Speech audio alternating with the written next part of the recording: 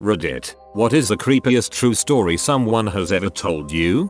My grandmother's entire life she had a recurring nightmare. In this nightmare, she would be walking down a long dark hallway, turn to the left, open a door, and see something terrible. She'd always wake up before seeing what it was. In her 40s, she, her husband, my dad, and my aunt were on vacation. They booked the hotel at the last minute, so they ended up having to get 2 rooms with 2 twin beds on opposite sides of the floor. My dad wakes up around 3 AM and can automatically tell something's not right. He calls out in the darkness, "Dad." No response. He turns on the bedside light. "Dad," he says, a little louder this time. Still no response. Getting worried, he slides out of bed and shakes his father. He doesn't wake up. My dad ran down the hotel hallway to my grandma's room and started banging on the door. My grandma worriedly opens the door, and my dad shouts, "Something's wrong with Dad." He leads her down the hallway, a long hallway, to the last door on the left. My grandmother reaches the door, turns to left, and sees her husband dead in bed. Heart attack. She never had the dream again. Too many chills. I feel like a big raw turkey. One of my friends had a job in the hospital looking after patients, making beds, etc. I heard he randomly quit his job, wouldn't talk to anyone about it. I bring some beers over to his house and try to see if I can get him talking. He is a total emotional wreck. Finally get him to talk and he says that he was working one night in the hospital when he heard a nurse shouting for help because someone was going into cardiac arrest. So he runs down the hallway and some man runs towards him. They almost bump into each other and the man shouts, "Where's the exit?" My friend points to the exit, then runs into the room with the man going into cardiac arrest, only to see it's the exact same person who ran past him in the hallway. He died in front of his eyes. This is a dang good story. In my hometown there was a true story about a guy in my neighborhood that was going into people's homes and stealing crap and killing pets. He made one strike a night, and he was super careful, so he never got caught. On like the 9th or 10th night they caught this guy and he was my neighbor. He was 17 years old and he did it for the thrill. That is fricked up and terrifying. I hope he went to jail and stays there, or got some mental help. I have a couple of stories, but this one always gets me. When I was around 7, my grandmother took care of a baby whose mother was an alcoholic and drug addict. This woman would bring her child, let's call him John, to my grandmother's house and leave him there for months at a time. Needless to say, our family became very attached and thought of him as part of the family. His mother came to get him one night and her drunk boyfriend flips the car. John was in a coma for about 3 or 4 days. One night my older brother wakes everyone in the house up screaming and crying, saying that John is dead. Once my parents get him calmed down, he tells them that John came into his room crying, saying that he has to leave but he is scared and wants my brother to come with him. While my parents are trying to convince my brother that it was just a dream, the phone rings and it is my uncle calling from the hospital to inform us that John had died. This happened over 30 years ago, but I still get goosebumps thinking about it. I read it online a while ago and cannot find it. It is basically a story of an IT guy who dropped a virus onto an unprotected Win98 node and discovered all these torture videos hosted around the world.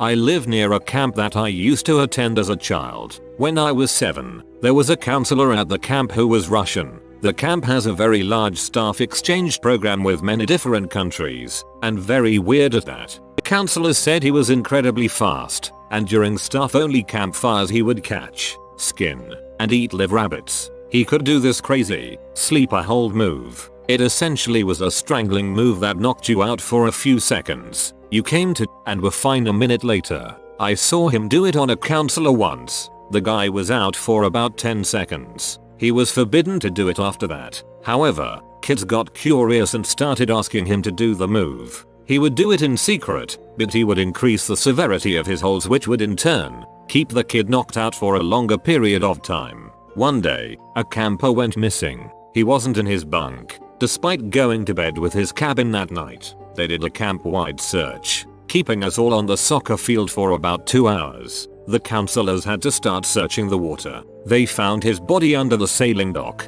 completely out cold. He was alive, but very unconscious. He had the strangle marks around his neck. Everyone knew who it was. They arrested the Russian guy and deported him back to Russia. Turns out they never even sent an exchange counselor. Nobody knew who the frick he was.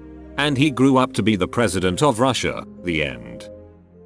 I've already posted one, but I didn't want to put 2 stories in one post. But here you go. This one is from a teacher of mine. Great guy, but he swears on his pride that this one is true. It was during his college days. He was living in an apartment with 3 other guys. They had been living there for a couple weeks when weird stuff started to happen. It all started in one of the bedrooms. The bed was on a huge wrought iron bed frame and was in front of a wall outlet. This was the outlet that the bedside light had to be plugged into. Every so often the lamp cord would be unplugged and thrown out of place. He thought it was just his friends being clever. Emphasis on the plural because this thing was heavy. Weird crap happened for the next couple weeks. But it was an older apartment and neighbors will be neighbors and old buildings have their quirks, so they wrote it off as nothing. One night they had some friends come over, so one of them had to sleep in the futon in the living room. The friend was woken up in the middle of the night for no real reason, but when he opened his eyes there was a thin blonde girl hunched on the ground next to him.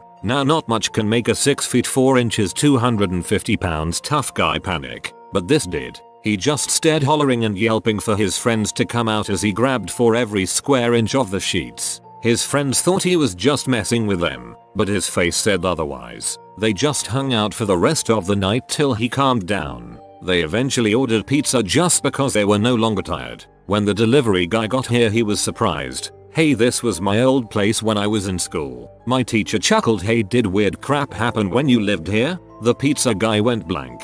"Oh frick. You've seen her too?" They moved out the next day. Last line made me grin and gave me the chills. "Your teacher gave you a good story. Upvote for you." My 4-year-old daughter was supposedly asleep when I heard noise coming from her upstairs bedroom. I tried to listen but could not make out what was being said. I approached the room and she stopped talking. Thinking I alarmed her, I went into the room. At the time she was sharing it with her 3-year-old sister. I walked in and saw the 4-year-old sitting up in bed. I smiled and said, "Is everything okay?" She said fine, but her sister said they were keeping her up. I asked who. My 4-year-old said sorry but that she was talking. When I asked her who she was talking to, my 3-year-old sat up and said, "The girl in the window. She said you were coming."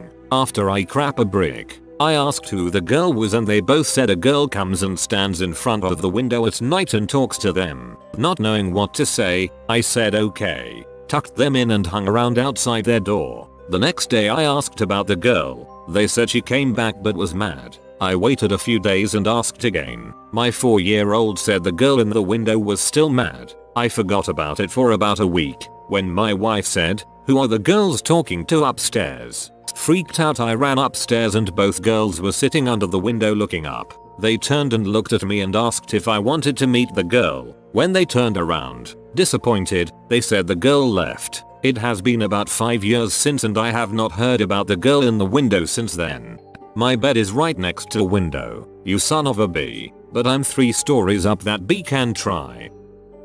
A friend of mine told me when she was 13, she and her friend were at the mall and an older guy, 40 plus, started chatting them up and offered to buy them clothes. The girls went along and he bought them each about $100 worth of stuff. Then he wanted them to go back to his place to show him the clothes and the girls ditched him. Hate to think what his plans were to recoup his investment. Clever girls. Get the candy, run away.